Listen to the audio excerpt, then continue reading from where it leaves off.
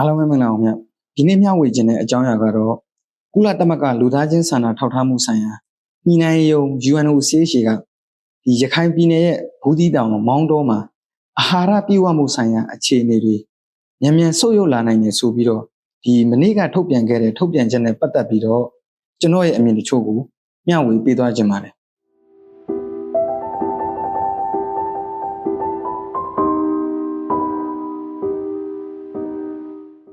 မြန်မာနိုင်ငံဟာစိုက်ပျိုးရေးကိုအခြေခံထားပြီးတော့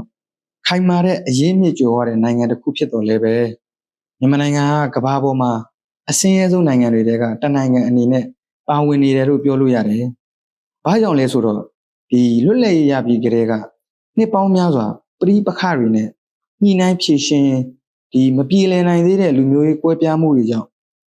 နှစ်စဉ်နှစ်တိုင်းနေရစွန့်ခွာနေတဲ့သူတွေရှိနေသေးတာဖြစ်ပါတယ်။မြန်မာနိုင်ငံတဝမ်းမှာရှိတဲ့ပြည်သူတွေအနေနဲ့ဒီလက်ရှိဖြစ်ပွားနေတဲ့ပဋိပက္ခတွေ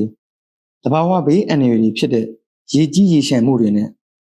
ဒီ2025ခုနှစ်မတ်လမှာဖြစ်ပွားခဲ့တဲ့ငလင်အပါအဝင်ဒီအကြက်တဲပေါင်းများစွာနဲ့ဒီဆိုးရွားတဲ့တက်ရောက်မှုတွေကိုရင်ဆိုင်ခဲ့ကြရတာဖြစ်ပါတယ်ဆိုတော့ဒီ2025ခုနှစ်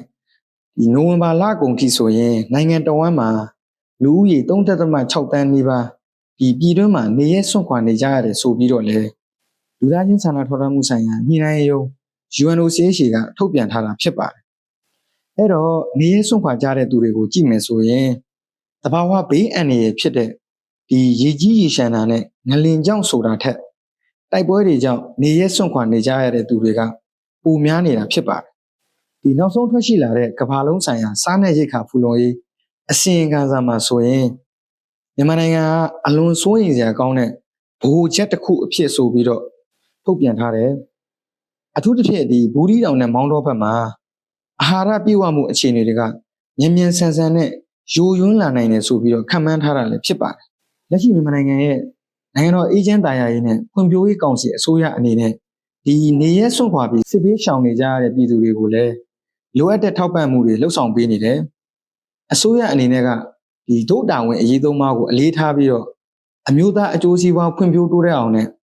နိုင်ငံတော်အေဂျင့်တာယာရေးအတွက်ဘလောက်ပဲအားသွန်ခွန်စိုက်စ조사လှုပ်ဆောင်နေပါစေဒီအစွန်းရောက်နေကြတဲ့အကြမ်းဖက်လက်နက်ကင်တိုင်းရင်းသားများအနေနဲ့ဒီလူမျိုးဆွဲအတ္တဆွဲတဲ့အပြင်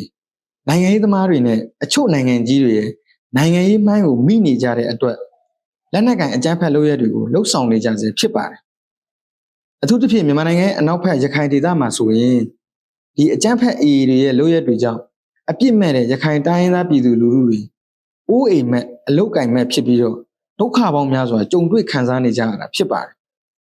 ဖုန်း1မိနစ်ကို1000ဓာတ်ဆီ1လီတာကို2000အစတစ်ဖြစ်ဈေးနှုန်းအစမတန်မြင့်မားပြီးတော့ဒီနေမကောင်းဖြစ်တဲ့အချိန်ခါမျိုးမှာတော့ဆေးဝါးလုံလောက်မှုမရှိဒုက္ခပေါင်းများစွာကိုခါးစည်းခံနေရတဲ့ရခိုင်ပြည်သူလူထုအနေနဲ့အေအေတွေရဲ့လုပ်ရက်အပေါ်မှာပြန်ပြီးစဉ်းစားသုံးသပ်တင်တယ်လက်ရှိအေအေအဖွဲ့ရဲ့ခေါင်းဆောင်တွေဖြစ်တဲ့ထွန်းမြတ်နိုင်အနေနဲ့လည်းကိုယ့်လူမျိုးအကျိုးကိုသာတကယ်လိုလားတယ်ဆိုရင်ဒီလက်နက်ကင်အကြမ်းဖက်လမ်းစဉ်မဟုတ်ဘဲနိုင်ငံရေးကိုနိုင်ငံရေးနီးလန်းနဲ့ဖြည့်ရှင်းပြီးတော့ကိုတဖို့တဲ့အကျိုးကိုမကြည့်ဘဲနဲ့ကိုလူမျိုးအရေး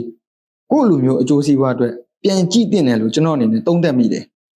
အချုပ်အနေနဲ့ပြောရရင်ဒီမနေ့ကကုလသမဂ္ဂလူသားချင်းစာနာထောက်ထားမှုဆိုင်ရာညီနိုင်ယုံ UNOCHA ကဒီရခိုင်ပြည်နယ်ရဲ့ဘူးသီးတောင်မောင်းတောမှာအာဟာရပြည့်ဝမှုဆိုင်ရာအခြေအနေတွေမြန်မြန်ဆုတ်ယုတ်လာနိုင်တယ်ဆိုပြီးတော့ထုတ်ပြန်ထားတယ်ဆိုပေမဲ့ဒီထွန်းမြတ်နိုင်ဦးဆောင်တဲ့အကြမ်းဖက်လက်နက်ကိုင်အေအေအဖွဲ့အနေနဲ့ရှေးရိုးဆွဲလူမျိုးဆွဲအယူဝါဒမှားတွေကိုလက်ကင်ထားပြီးတော့ဆက်လက်ခေါင်းမာနေဦးမယ်ဆိုရင်သူတို့ယာယီထိန်းချုပ်ထားတဲ့ရခိုင်ဒေသတွေအနေနဲ့အခုထက်ဆိုးရွားတဲ့အခြေအနေမျိုးကိုကြုံတွေ့လာရနိုင်တယ်လို့ကျွန်တော်အနေနဲ့သုံးသပ်မိပါတယ်အားလုံးကိုကျေးဇူးတင်ပါတယ်